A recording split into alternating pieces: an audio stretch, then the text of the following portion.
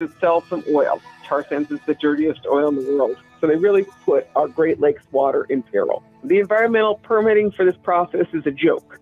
The line was shoved down our throats, and that's wrong. And we're still fighting it, and it's brutal. They should do an environmental impact statement on this project. Visit stopline3.org to take action.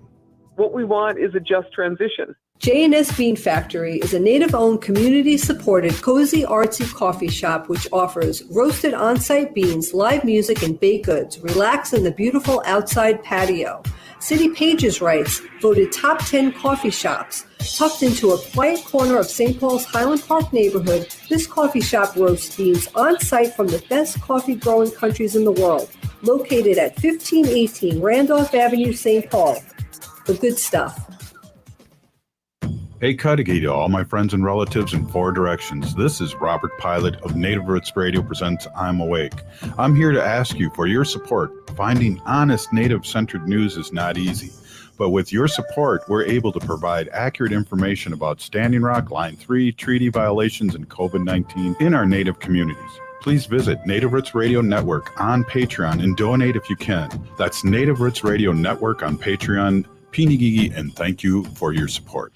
Minnesota has the only original wolf population in the continental United States, and 80% of Minnesotans believe the wolf should be protected. Howling for Wolves is asking Minnesotans to respect our true wildlife manager, the wolf. Their survival is critical to our ecosystems, our communities, and even our economy. As highly intelligent animals with strong social bonds, Minnesota wolves deserve to be protected and admired. Learn more at howlingforwolves.org. Let's live and let howl. With your AM 950 weather, I'm Brett Johnson. Look for clear skies overnight with a low around 36, Tuesday sunny with a high near 55, and Wednesday rain with a high near 51. Nightingale off 26th and Lyndale in Minneapolis is open for in-person service. Try the famous Nightingale burger and fries, ginger tamari chicken wings, duck pastrami, and more. Current hours are 5 p.m. to 1 a.m. daily with the full menu available until midnight. Make your reservation or place your takeout order at nightingalempls.com. Portions of Native Roots Radio may be pre-recorded. It's a good day to be indigenous. Get up, stand up. They are going to become more brutal. Because all the hippies were trying to be Indians anyway. They're going to become more repressive because it's a matter of dollars and their illusionary concepts of power. Hey, Victor. We must live in balance with the earth. And also with recent happenings at Wounded Knee. I am awake. Hey, Cudahy to all my friends and relatives in four directions. You're listening to Native Roots Radio presents I'm Awake, and I'm your host, Wakanjahade. This portion of the show is brought to you by Howling for Wolves, and we'll just announce them twice tonight. All right. Hey, that sounds good. And we discuss Native issues. And as you know, human issues are Native issues and Native issues are human issues. And we talk about what's going on all around Turtle Island and how it affects us and our allies all over the world. So we're truly blessed to be here. And we are awake. And we also have the news. And we always start the news out with Ogimaa, and we talk about Native issues and events that really affect us. And it's great to have all our supporters out there listening to us and supporting us. And it's just a good day to be Indian. And without any further ado, let me get with Ogimaa with the news. Hey, ani buju, everybody. I'm Ogimaa Ganuikwe. I'm from the Red Lake Nation in northern Minnesota, and I'm here with some news for you. As always, we always like to start with some Stop Line 3 news that's local to us here in the Minnesota area. Coming up this Thursday, October 28th from 5 to 6 p.m., there's going to be an event where they're going to picket the Army Corps of Engineers to Stop Line 3. The address is 180 5th Street East, number 700, St. Paul. The group is gathering to demand that the Army Corps of Engineers stop the Line 3 oil pipeline until a full environmental assessment has been done.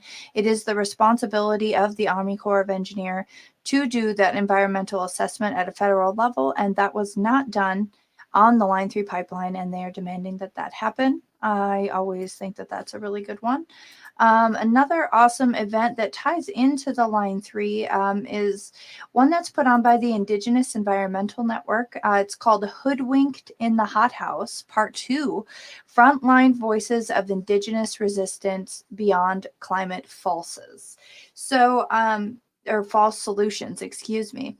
So that's actually this Wednesday, the 27th at 5 p.m. Central Time, 5 to 7 p.m. Central Time. It's a free online event that you can find on Indigenous Environmental Network. And it's going to be a panel of Indigenous organizers from frontline communities that are disproportionately impacted by false solutions to the climate crisis.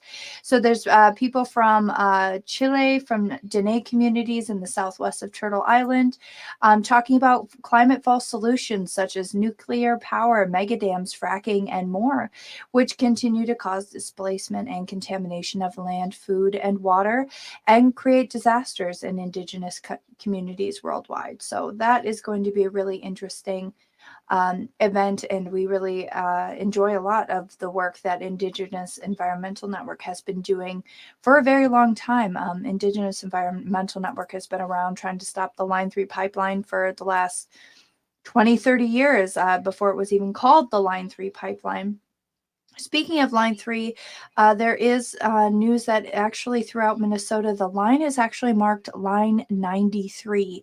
So if you if you get confused at all, Line 3 and Line 93 are one and the same, apparently because in Minnesota, they cannot call the new route that they cut with the supposed replacement project of the Line 3 pipeline also Line 3 because it would be confusing. So they had to rename it Line 93. So just keep that in mind.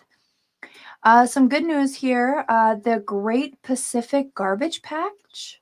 Are you familiar with that one, Robert? Yes, I am. I think I saw something like that on 60 Minutes about how we just have garbage floating in the ocean, and it's a big island, right? Or something like that?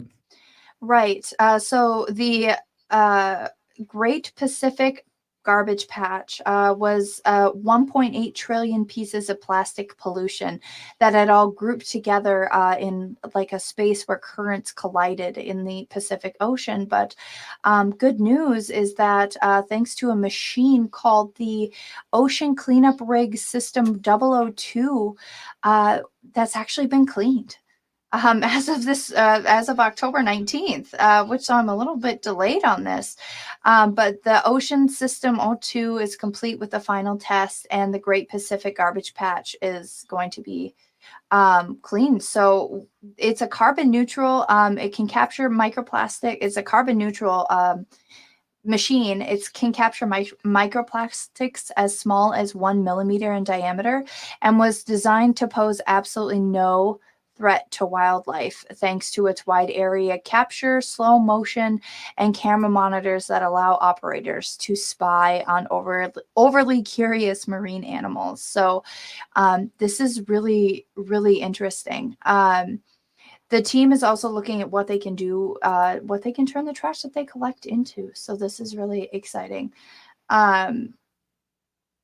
Oh, and excuse me. So the timeline for cleaning the garbage patch should be half done in 5 years. So just correcting myself then. But 90% of all floating plastic could be removed from all 5 major oceans by 2040. So that's a pretty big deal and something that we definitely need to keep an eye on. Right.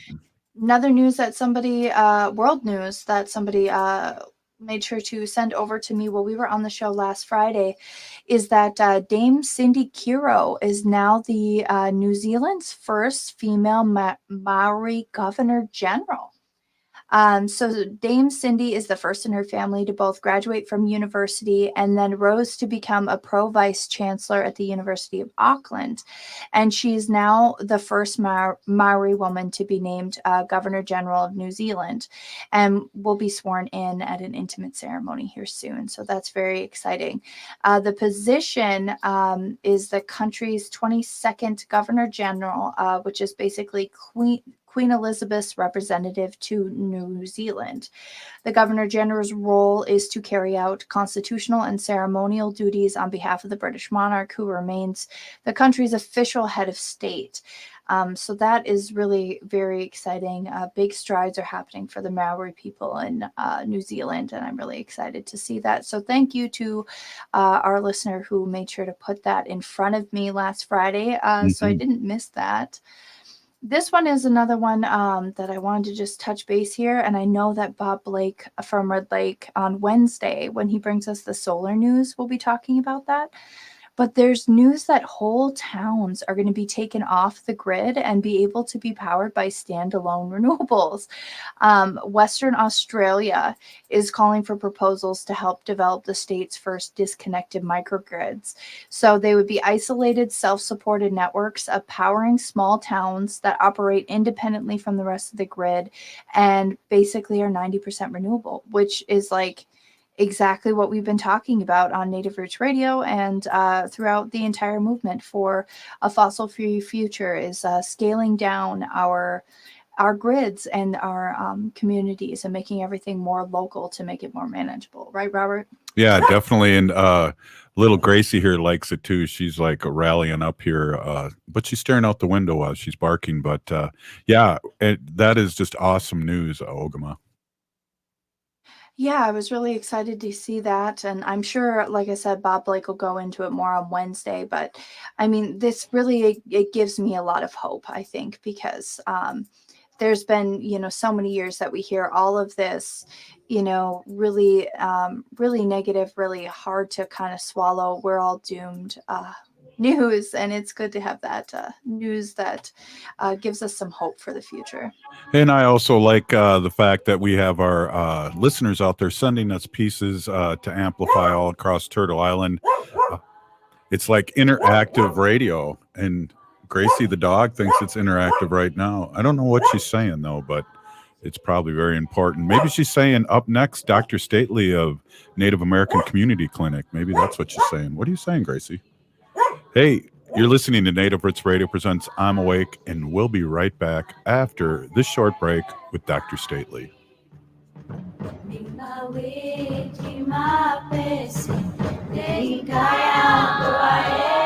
If you're hurting in your relationship or have been affected by sexual violence, you're not alone. Strong Hearts Native Helpline can help you through these difficult and uncertain times. Strong Hearts Helpline is a free 24/7 confidential domestic dating and sexual violence helpline for Native Americans. Help is available by calling 1-844-762-8483 or by clicking on the Chat Now icon on strongheartshelpline.org. This message is sponsored by the National Indigenous Women's Resource Center.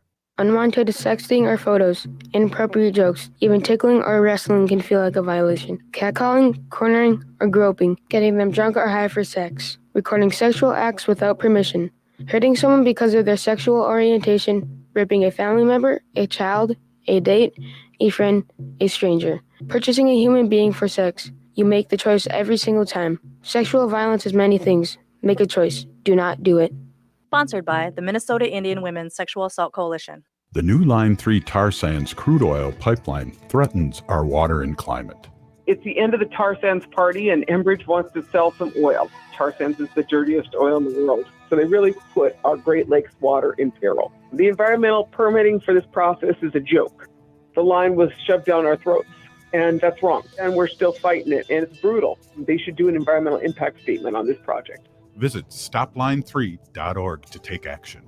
What we want is a just transition. Hey, Ogimaa, I've been hearing a lot about this term, climate justice. What is that? Climate justice is recognizing that the negative impacts of climate change don't affect all people equally. It also means transitioning from a fossil fuel-based economy to a more sustainable future. MN350 is one of the groups that's pushing for this transition to protect our futures. You can even get involved too. That's great, especially since I'm concerned about pipeline projects like Line 3. How can I help MN350? Just find them on Facebook or visit mn350.org. This is Winona LaDuke of Honor the Earth, and you're listening to Native Roots Radio. I'm Awake. We are Alusa Nation. Hey, welcome back to Native Roots Radio Presents I'm Awake, and I'm your host, Robert Pilot. This portion of the show is brought to you by MN 350, a grassroots organization fighting for climate justice. Get involved at mn350.org. Hey, we have Dr. Stately, who's our standby and great guest that we have every Monday. And Dr. Stately is the CEO at the Native American Community Clinic here in the Twin Cities, Minneapolis. And, Wendy's still not on. She's not here yet, Dr. Stately, so you're going to have to do the sacred animal section again this week, and she should be coming. Yeah, he's looking for the Googles. Yeah. But hey, we're here with Dr. Stately, and it's great. One of the things I've said off air to Dr. Stately and Ogimaa have talked about this. And when we get out and about and talk to people come up to me and say, "Hey, I got vaccinated because of what Dr. Stately said," and that's a mission statement that I'm really excited that we're part of, and to have great guests like Dr. Stately on each week talking about really what's going on in Indian country and also what's going on in the world, and also from what his standpoint is from the medical standpoint. So it's really good to have you, Dr. Stately. As always, welcome to Native Roots Radio Presents I'm Awake. Well, thank you very much. I appreciate that. Kind words.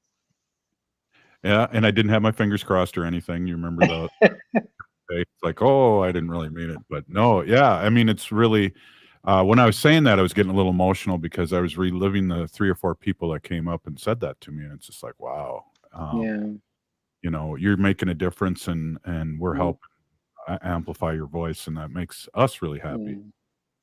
Well, yeah, I do appreciate it when people give us good feedback. And I think the thing is, like, I appreciate the kudos and I appreciate the shout out, and I'm doing what I was taught to do, which is show up and be a good relative and support people and try to help make a difference in my community. And it's kind of like it's what I do, and I kind of do it all the time. So being here is like an extension of my role in my family and my community, and happy to be here.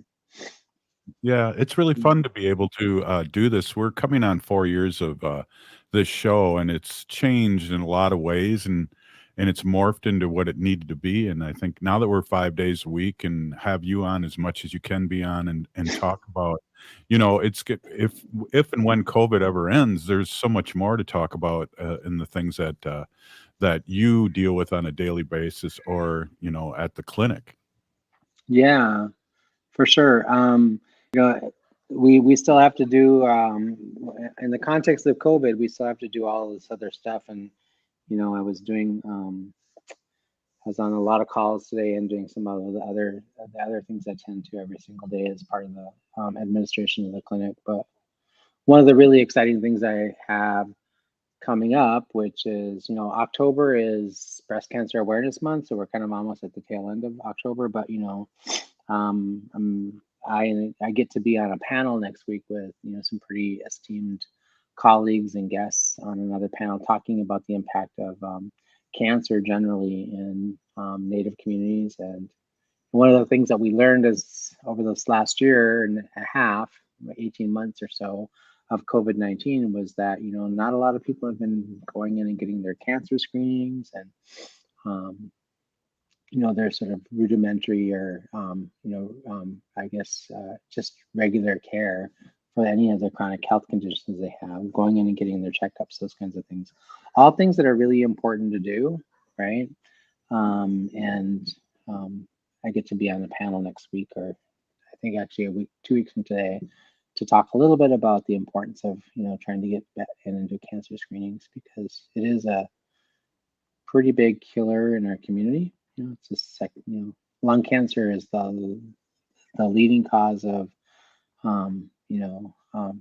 of many of our deaths in our community that are not related specifically to COVID-19. We have some of the highest smoking rates in our community. Those are kinds of things that are important to begin to address as well, right? Yeah, I used to smoke when it was cool and healthy, and I haven't smoked in like 15, 20 years. So yeah, I don't think it's cool or healthy anymore. But I was gonna say, when was it cool and healthy? In the 60s. Yeah, 70s. Oh, okay, it's the 70s, yeah. Disco dancing and the like, yeah, for sure. Get that hot ash on your disco shirt. Yeah, it just like burn a hole in your polyester like that.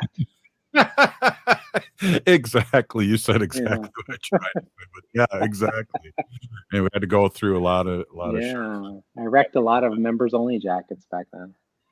Those were cool too. I think they came back in some kind of form, but I can't stomach them right now. It's true. They came back kind of modified in like a little modified form. I actually bought one of my sons a members only jacket, like the newer updated one. He was like really liked it at first because it had that same type of style, that color blocking, you know.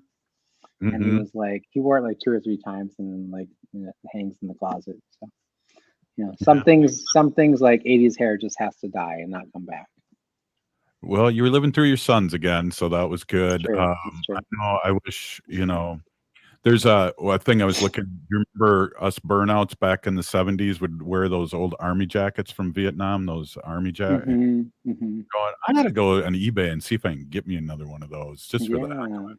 Can resurrect your Rambo look, you know. Yeah, exactly. Well, I accidentally always show up in a good way, looking like a 70s aim guy. All I need is a rifle, you know, and got the headband and everything. So I accidentally resurrect that because I'm a older person and I thought it was cool. But did you see what Ogimaa put up here? It says Ontario is now 83% vaccinated. 87% of the first were open 100% today. Wow. That's crazy? Yeah, those are great. Those are really great metrics, right? So, you know, 83% fully vaccinated, that is like unheard of, I think, in a lot of places. We certainly have a lot of work to do in that area. We've done some good work in certain age bands, but like everybody over a certain age that's eligible for the vaccine, we're hovering around like, you know, in high 40s, low 50s for, you know, certainly in the state of Minnesota and probably across the country as well. And we have to do a better job with that. Like, you know, we're just having some significant, you know, impacts of people not getting vaccinated, fully vaccinated. You know, the evidence is clear, you know, that the majority of people who are getting sick, ill with COVID, I mean, seriously ill, like ill enough to go to the hospital, ill enough to be on a ventilator, are overwhelmingly people who are unvaccinated. So, and then and I was listening to NPR the other day, and it's kind of become my thing to do. I know I'm not supposed to like be promoted. Another local radio station that delivers news. There you go. And you know, there was they were talking about they had somebody from one of the Canadian provinces, probably not Ontario.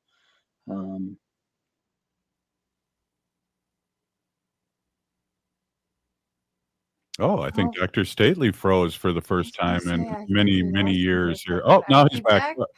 Go ahead, Dr. Stately. You were speaking on Ontario. Oh yeah, so I was like looking at I was on another local radio show, and they were talking. They had the health administrator from one of the. It was in Saskatchewan, and Saskatoon, I think, is one of the cities in Saskatchewan. There was a health administrator from that province, and then also some leading doctors in that province at some of the hospitals, talking about how challenging it was to get to get to a place where they could have enough people vaccinated that they could return to sort of normal, that they were at ICU bed levels were like filled up and very, very high. And they had a health administrator come on and talk about like, you know, what he was seeing in their hospital systems and how impactful it was to him. It was a radio piece, interesting news piece, because in the middle of having this interview, the health administrator, who is, the equivalent of like Minnesota Department of Health commissioner, in the middle of talking about the COVID update and talking about its impact, he started to weep because he was saying, he sees and hears every day the impact of the overwhelming impact that the COVID-19 is having on the workforce in hospitals, like just doctors and nurses and respiratory therapists and all the people sort of who are, delivering critical care to people who in ICUs, that are very young, people in their, 30s and 40s getting sick and dying, right? 20s. Mm-hmm. And so I think I remember having this moment in my drive while I was listening to this radio station and this interview with this administrator and thinking, we have to do a much better job of encouraging our 20, 30, and 40-year-olds to get vaccinated. That's kind of really where we're having the most difficulty is like that 29 to 44-year-olds who are kind of. Yeah, well, let's talk a little bit about that on the next segment, and also just mixing and matching and getting your booster, which I can't wait to get. You're listening to Native Roots Radio Presents I'm Awake, and we're with Dr. Stately of Native American Community Clinic in the Twin Cities here. We'll be right back after this short break. Hey, Wendy, what are we doing for dinner after the show? How about we go to J. Selby's on 169 Victoria Street in St. Paul? They have a delicious plant-based menu that's compassionate and environmentally sustainable. I'm getting their spot-on vegan Big Mac, the dirty secret. You can pick up and they deliver within a 5-mile radius, or you can call them at 651-222-3263 or visit jselbys.com. Well, you sold me, Wen. Let's go order at J. Selby's tonight. I'm hungry. We use technology every day to help manage our lives. Why not use it to help manage your medications? St. Paul Corner Drug offers several free tools to keep you on track while taking your medications. Use our mobile app to quickly order a refill, or the Meds on Q application, which turns your smartphone or tablet into your very own personal medication attendant. Email and text messaging options let you know when your medication is ready for pickup, making efficient use of your time. St. Paul Corner Drug, pharmacy the way it should be.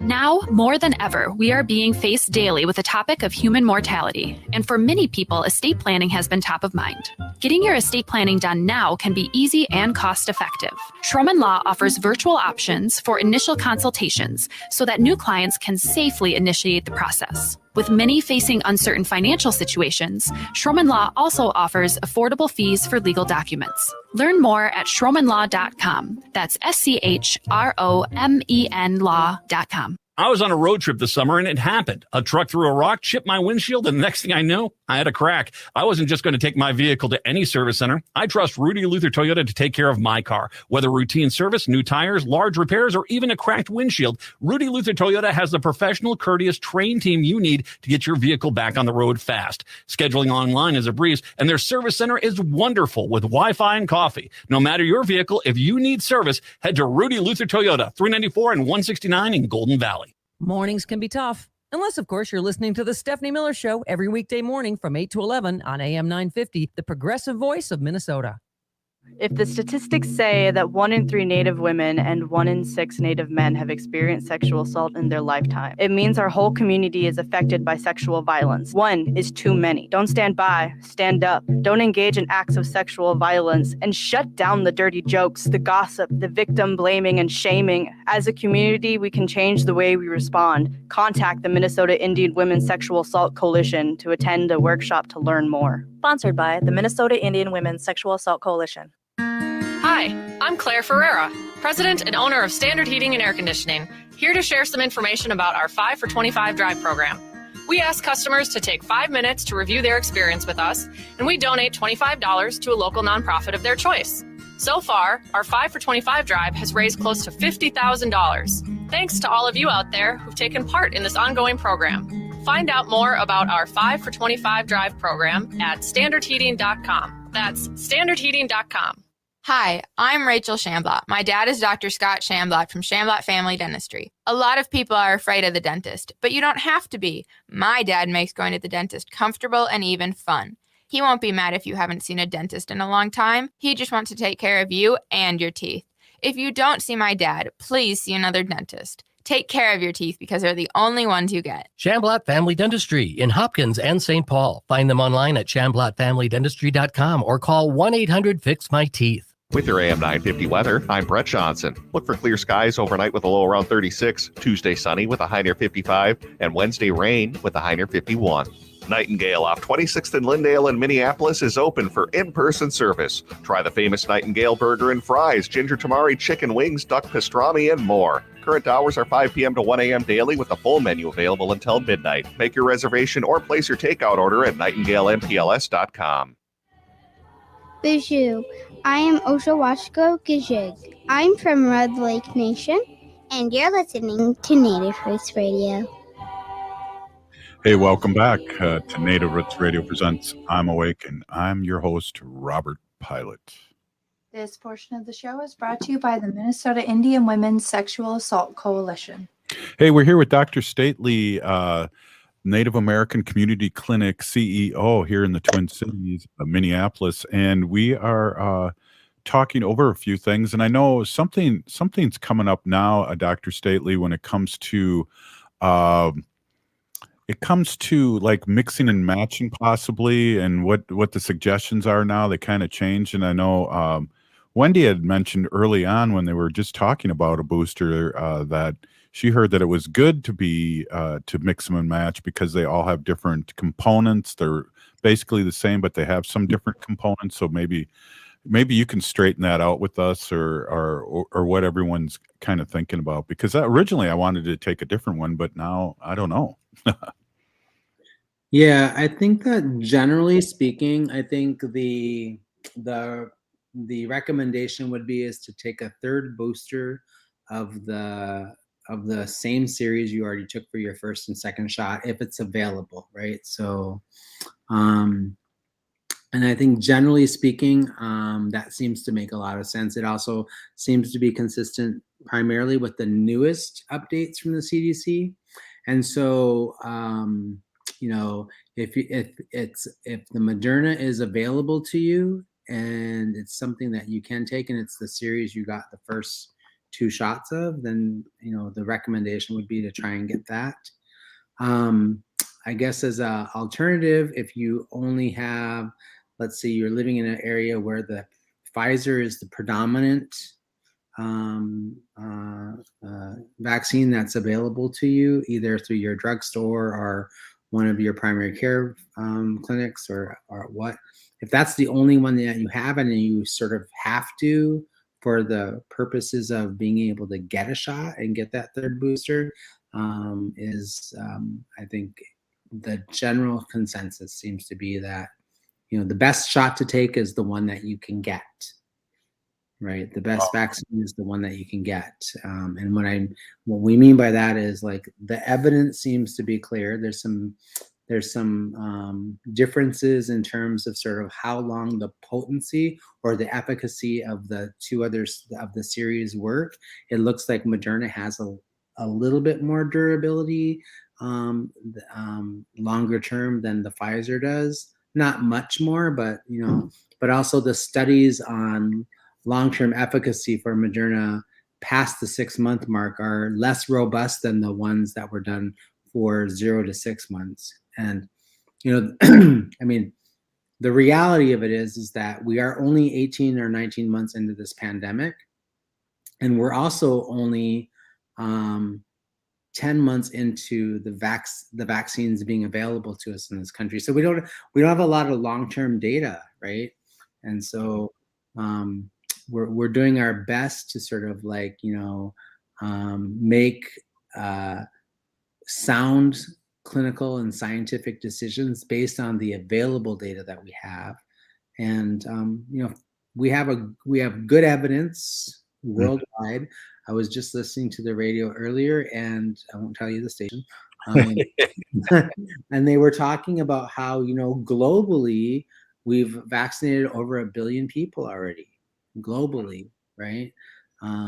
Certainly not in the United States, but if we've gotten close to the billion people mark, then that tells you, and we haven't had, significant number of people getting sick or having adverse reactions. And I would say significant would be a metric of greater than 1% of people, right?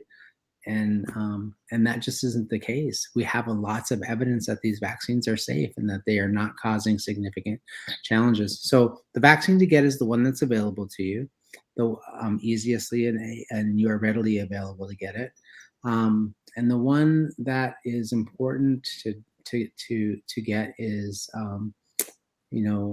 I would recommend. It's certainly what I'm going to do myself personally, and I'm not saying this scientifically that you have to do this. The one I plan to do is I plan to get the third shot of the Moderna, which just recently, within the last week, was approved for a third dose.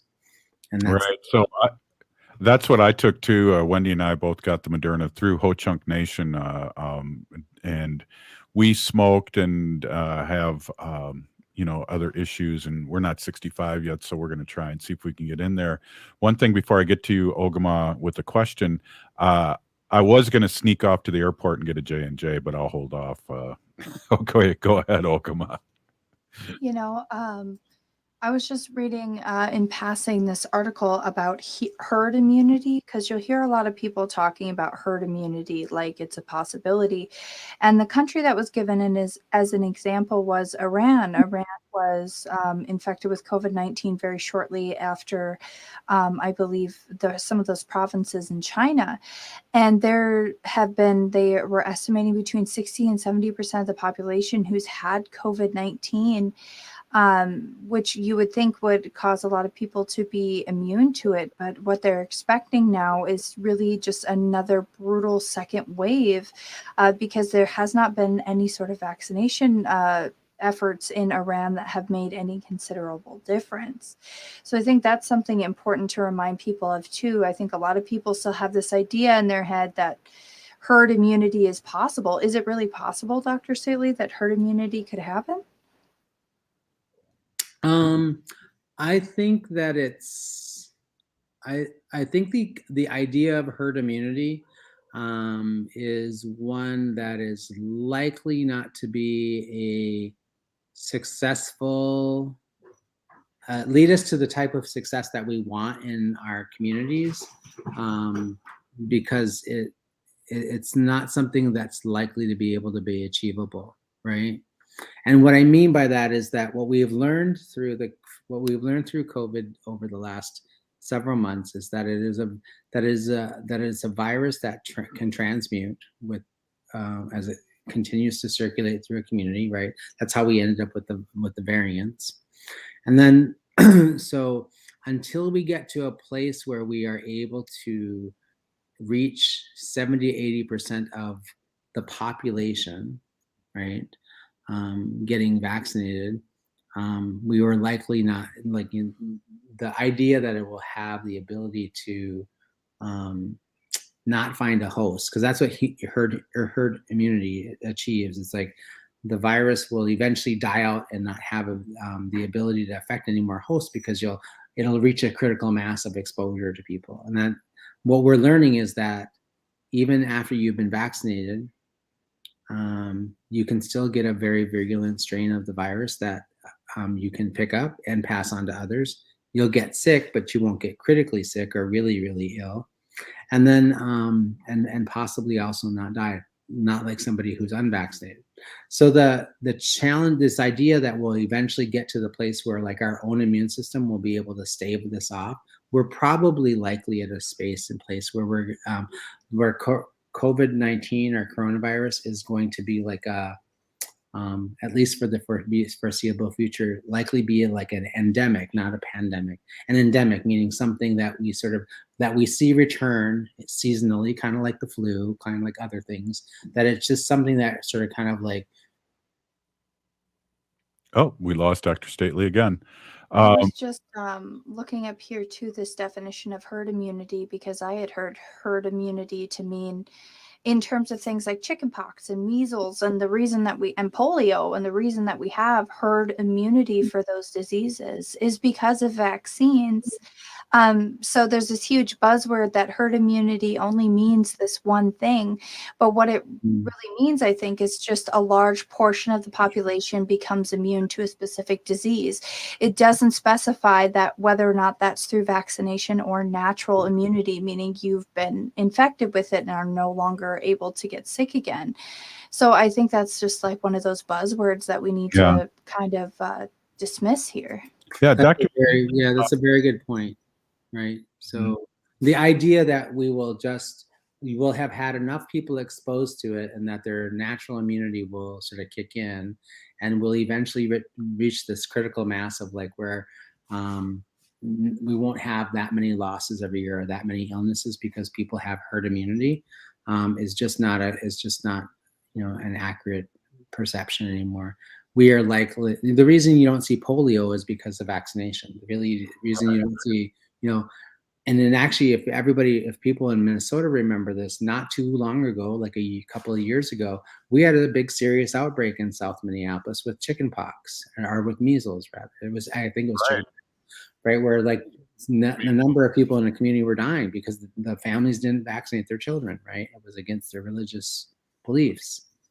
But we can see in these ways in which like what happens in a community or in a group of people that live very closely together, share space, share all kinds of things, when they don't take vaccines that are designed to keep people safe. We have a lot of evidence to suggest that they work. Looks like Wendy chimed in and said polio and chickenpox don't mutate. So that's a good thing That's to true. That is true, right? Hey, Wendy, thanks for the little message there. So do you have time for a quick other? Great, that's cool. So we got like 40 seconds here, but I just wanted to throw maybe a wrench into this. But how did the Spanish flu end? Because I saw a PBS, this is PBS now, Dr. Stately, documentary about it that was probably made in the 90s, and it was during the beginning of the pandemic here. And it seemed to me like it just disappeared. Like there was no vaccine, and all of a sudden people weren't dying from it, but it was 2 years of hell. I'm not that well versed in the Spanish flu. I wasn't alive in 1918. Easy. I'm just a little bit younger than you. Yeah, exactly. Hey, Dr. Stately with the jokes too. He'll be here all night, ladies and gentlemen. But hey, we're going to come back after this short break. We're with Dr. Stately, Ogimaa, and Wendy out there in New York giving us up-to-date messages, which is just awesome. We miss you, and we'll see you soon, Wendy. You're listening to Native Roots Radio presents I'm Awake, and we'll be right back after this short break.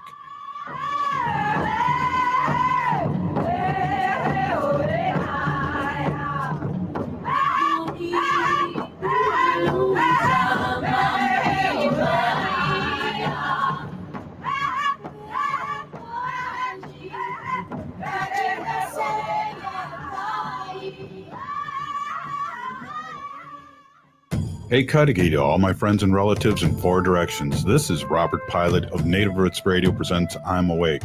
I'm here to ask you for your support. Finding honest Native-centered news is not easy. But with your support, we're able to provide accurate information about Standing Rock, Line 3, treaty violations, and COVID-19 in our Native communities. Please visit Native Roots Radio Network on Patreon and donate if you can. That's Native Roots Radio Network on Patreon. Pinigigi, and thank you for your support. Hey, Ogimaa, I've been hearing a lot about this term, climate justice. What is that? Climate justice is recognizing that the negative impacts of climate change don't affect all people equally. It also means transitioning from a fossil fuel-based economy to a more sustainable future. MN350 is one of the groups that's pushing for this transition to protect our futures. You can even get involved too. That's great, especially since I'm concerned about pipeline projects like Line 3. How can I help MN350? Just find them on Facebook or visit mn350.org. The new Line 3 tar sands crude oil pipeline threatens our water and climate. It's the end of the tar sands party, and Enbridge wants to sell some oil. Tar sands is the dirtiest oil in the world, so they really put our Great Lakes water in peril. The environmental permitting for this process is a joke. The line was shoved down our throats. And that's wrong. And we're still fighting it, and it's brutal. They should do an environmental impact statement on this project. Visit stopline3.org to take action. What we want is a just transition. Minnesota has the only original wolf population in the continental United States, and 80% of Minnesotans believe the wolf should be protected. Howling for Wolves is asking Minnesotans to respect our true wildlife manager, the wolf. Their survival is critical to our ecosystems, our communities, and even our economy. As highly intelligent animals with strong social bonds, Minnesota wolves deserve to be protected and admired. Learn more at howlingforwolves.org. Let's live and let howl.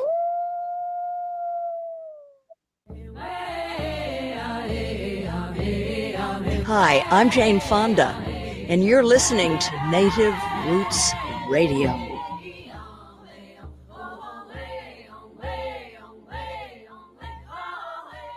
Hey, welcome back to Native Roots Radio Presents I'm Awake, and I'm your host, Robert Pilot. This portion of the show is brought to you by Howling for Wolves, protecting wolves for future generations. Okay, every party, my howl. Every party needs a party pooper. That's why I invited you, Dr. Stately. Come on, let's do that again. Darn it.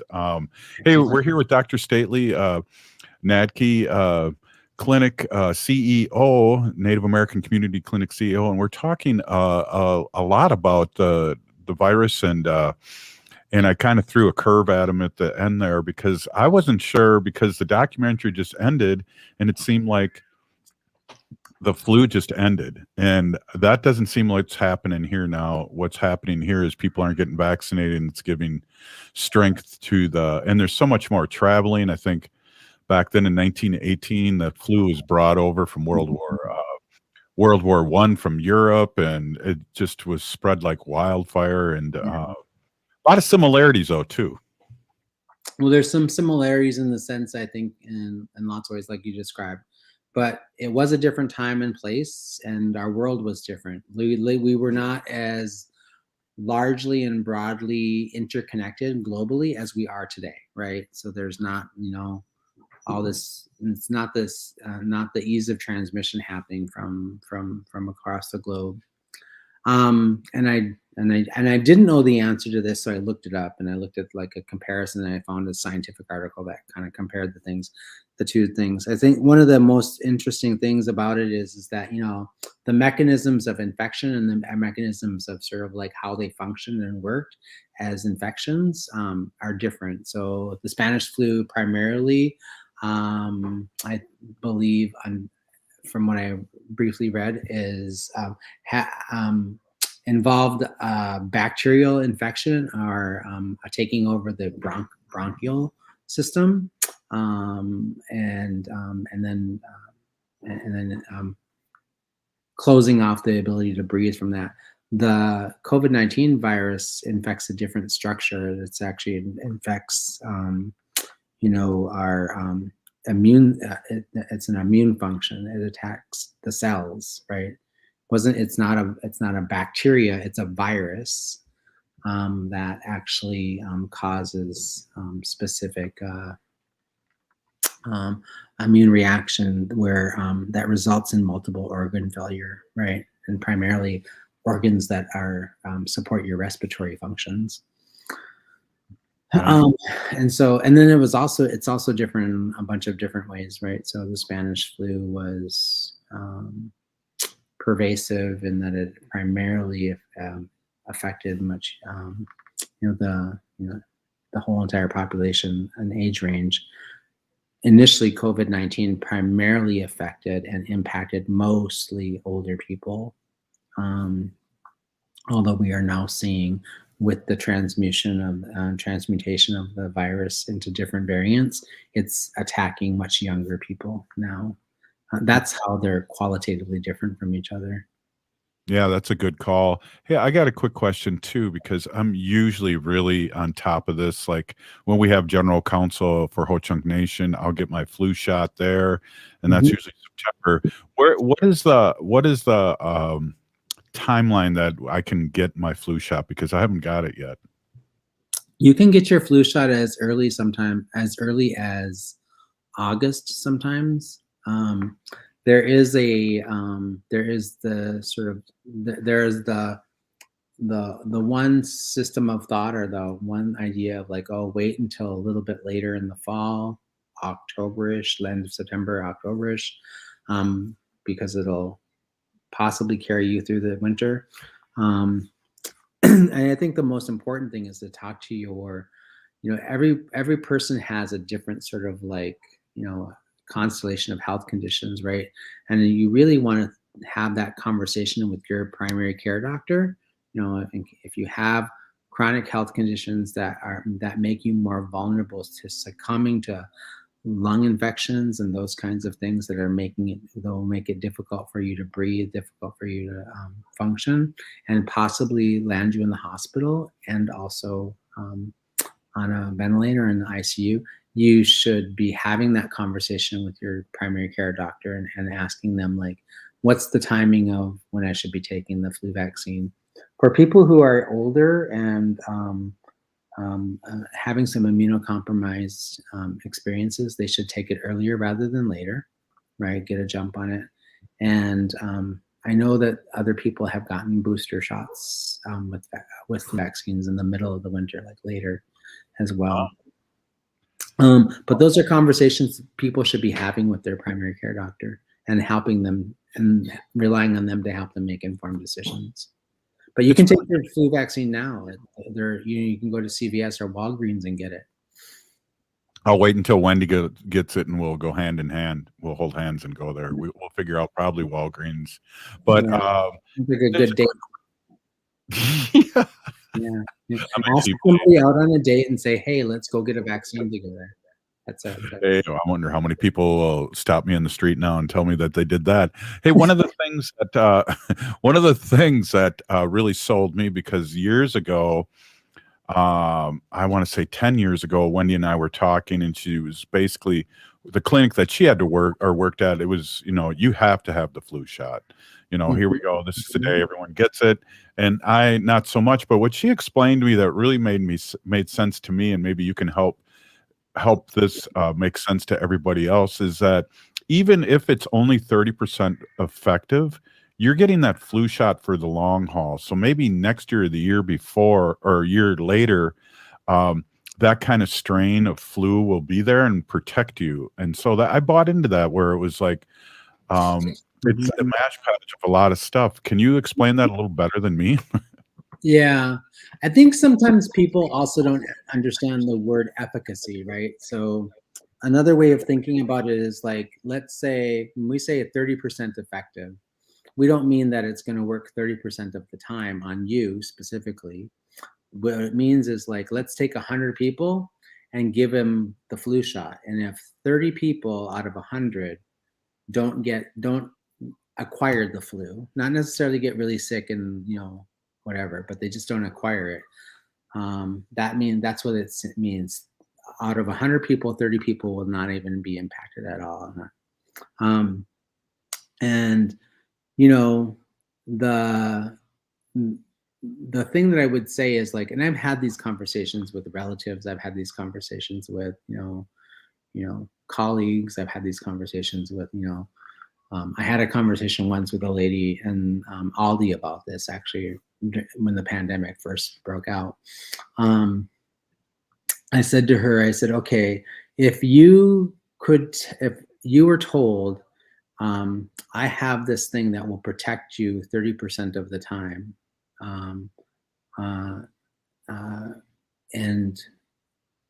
and you had a fairly strong likelihood that this thing was going to affect you, would you want to take the chance that you'd be protected 30% of the time or 0% of the time? Because not taking a vaccine at all means, like, you're not getting any probability or likelihood that you'll be okay, right?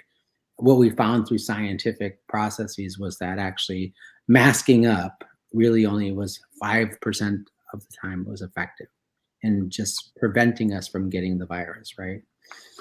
What we now know is that, and what I've said to people is, like, I would call me crazy, but I'll take the one that gives me at least a 30% shot that I'm going to be okay, rather than the 0%. Like, I like those odds. I like anything that that's going to give me a little bit more odds that I'll be okay than not. Wow, what a great way to end the show, Dr. Stately. I really appreciate your time.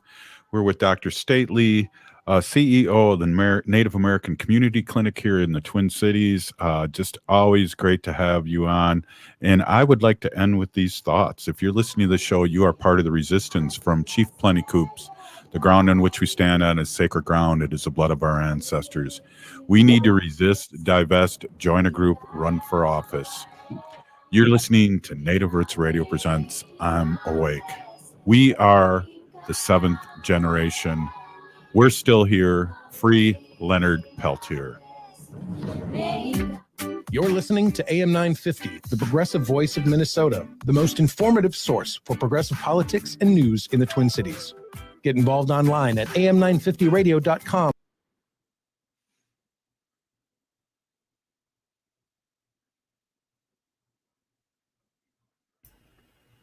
Can you hear me?